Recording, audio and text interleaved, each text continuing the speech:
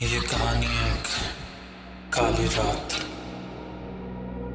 गांव के बाहर एक पुराना खंडर था जिसे लोग भूतिया हवेली के नाम से जानते थे। हवेली में रात के समय अजीबोगरीब आवाजें आती थी। गांव वाले बताते थे कि यहाँ एक रहस्यमयी आत्मा भटकती है। रवि गांव का एक निडर युवक इन कहानियों पर विश्वास नहीं करता था। एक रात उसने अपने दोस्तों से शर्त लगाई कि वह हवेली में जाकर रात बिताएगा। उसके दोस्तों ने उसे रोकने की कोशिश की, लेकिन रवि नहीं माना।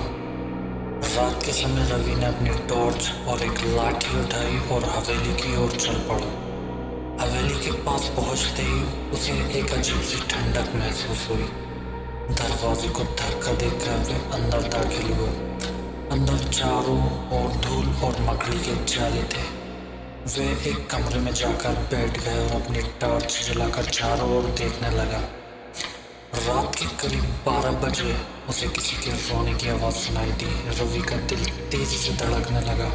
उसने सोचा कि शायद ये उसका वहम है, लेकिन आवाज़ लगातार बढ़ती जा रही थी।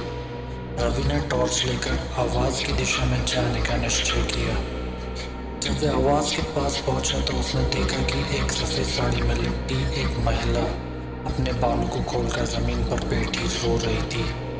रवि ने हिम्मत करके पूछा, कौन हो तुम? महिला ने धीरे धीरे अपना चेहरा उठाया और उसकी आंखों में देखते हुए कहा, मैं इस हवेली की मालकिन हूँ। सालों पहले मेरे पति ने मुझे धोखा देकर मार डाला और मेरी आत्मा को इस हवेली में कैद कर दिया। मैं यहाँ से बाहर नहीं जा सकती। रवि ने जब ये सुना तो उसकी रीढ़ की हड्डी में एक सिरहन सी दौड़ गई।